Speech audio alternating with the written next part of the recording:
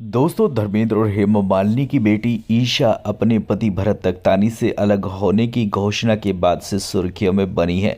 उनके पुराने interview viral हो रहे हैं क्योंकि लोग जानना चाहते हैं कि उनकी 12 साल की शादी में क्या हुआ है। ईशा ने अम्मा मियाँ किताब लॉन्च की जिसमें उन्होंने अपनी निजी ज़िंदगी के बारे में कई खुलासे किए।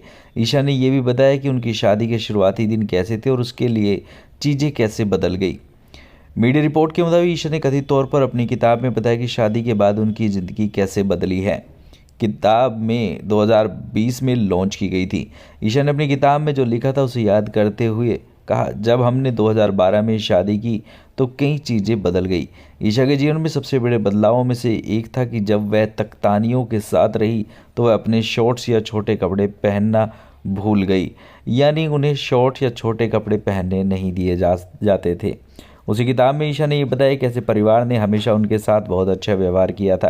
केवल एक चीज़ उन्होंने देखी थी, वह यह थी कि घर की सभी तख्तानी महिलाएं अपने पतियों के लिए घर का बना पैक डब्बा भेजती थी, लेकिन उनकी सास ने कभी भी उन पर कुछ भी करने का दबाव नहीं डाला, बल्कि उनका दावा था कि घर में उनके साथ तीसरे बेटे की तरह व्यवहार किया जाता था। उन्होंने कभी इस बात पर जोर नहीं दिया कि मैं रसोई में जाऊं या कोई भी रूढ़िवादी काम करूं जो एक बहू के रूप में उनसे कराया गया था। मीडिया रिपोर्ट में ईशा ने कहा कि वास्तव में वह हमेशा मुझसे कहती थी कि मैं उनके तीसरे बेटे की तरह हूँ। मैं घर में पहली बहू थी, इसलिए मुझे बहुत लाड प्यार दिया जाता था। कोई ना कोई मुझे चॉकलेट ब्राउनी भेजता रहता था।